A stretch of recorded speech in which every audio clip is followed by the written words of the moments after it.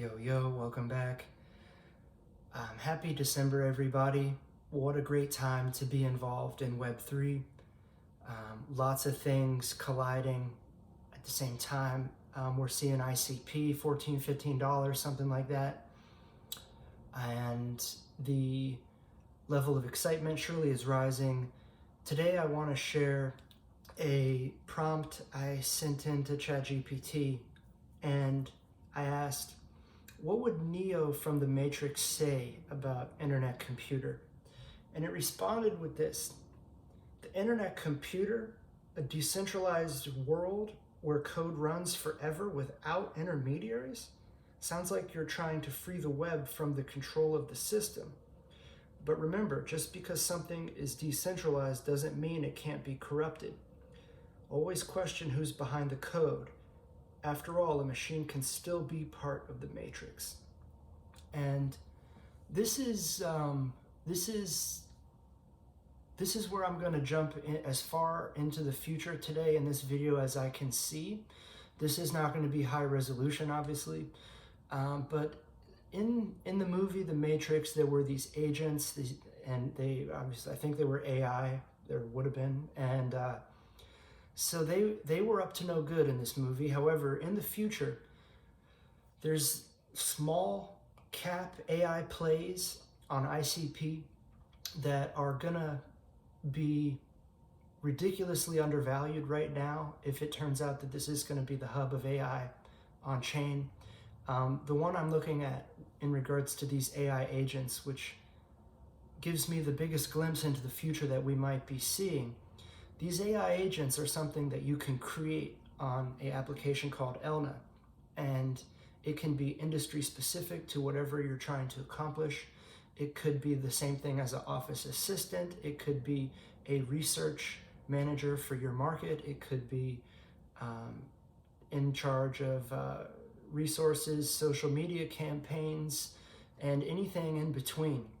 And these AIs are going to be, while you're sleeping, are going to be able to do effective marketing campaigns, demographics, rate of change analysis, cost analysis, supplier analysis, tracking. Like, it's gonna encapsulate a lot. And if you're a single person operating a business and you can't afford to hire somebody else, these AI agents are going to be the perfect solution, at least in some instances.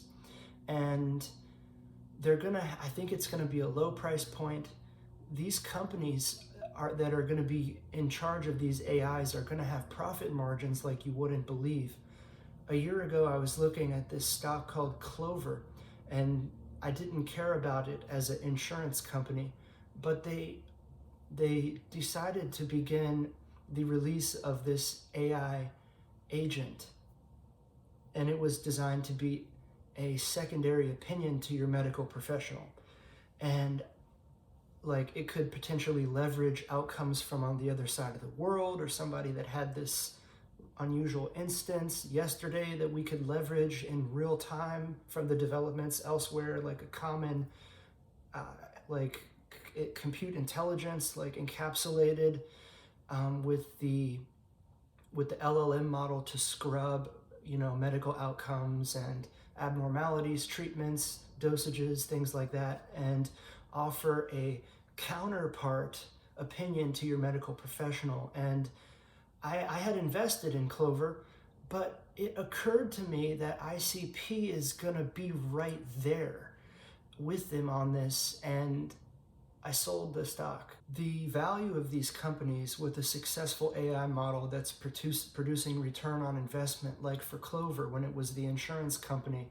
Insurance companies are only valued, they have very low valuations. But once it's switched to this AI counterpart, AI software, the multiple, which means the amount of years worth of earnings that go into accounting the value of the business, you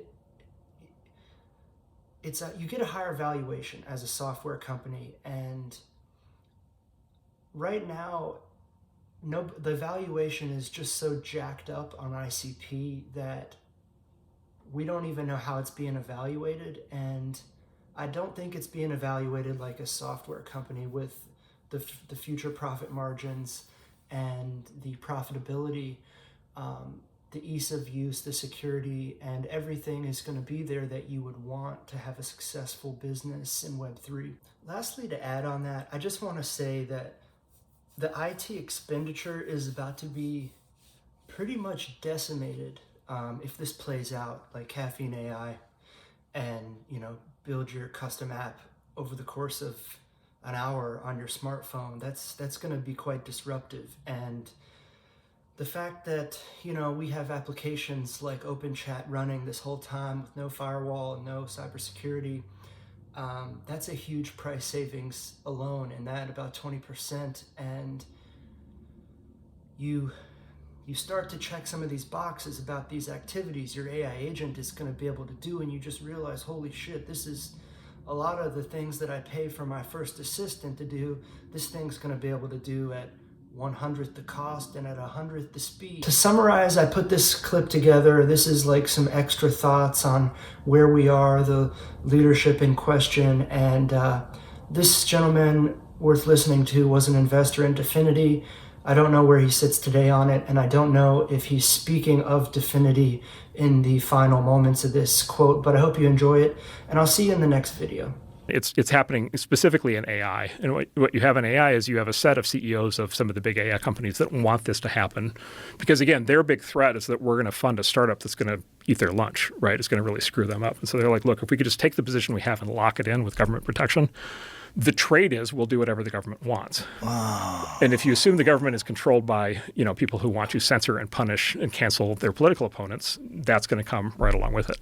And so that's why when these AI systems come out, like 9 times out of 10, they're tremendously politically biased. Not nearly as aware as I should have been about all these things that you're saying. I didn't know this. I did know about the banks, and I certainly did know that they were cracking down on AI the same way they cracked down on social media. The AI thing was very alarming. We had meetings this spring that were the most alarming meetings I've ever been in, where they were taking us through their plans, and it was like what kind of? Can you talk about it? Basically, just full government control, like this sort of thing. There will be a small number of large companies that will be completely regulated and controlled by the government. They told us. They just said don't even start startups. Like don't even bother. They tried to kill crypto, and they were on their way to trying to kill AI.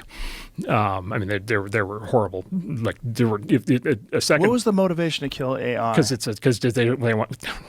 they want control. I mean, they want control. They want to control in the same way they control. So they recognize the potential of it, and they 100%. Wanted to head it off of the path. They want to control, or they want to put it in a headlock. They don't necessarily want to stop it, but they want to make sure that they control it in the same way that they controlled social media, in the same way that they control the press. So how are they trying to do that? Censor. I mean, so it's the AI. Think about it as the same dynamics that cause censorship to happen on social media were also going to happen in AI, and so there's a couple steps to it. So one is you just want a small number of companies that do AI because you want to be able to put them in a headlock and control them. So you basically want to have a government. You want to bless a small set of large companies with a cartel, and set up a regulatory structure where those companies are intertwined with the government, and then you want to prevent startups from being able to enter that cartel.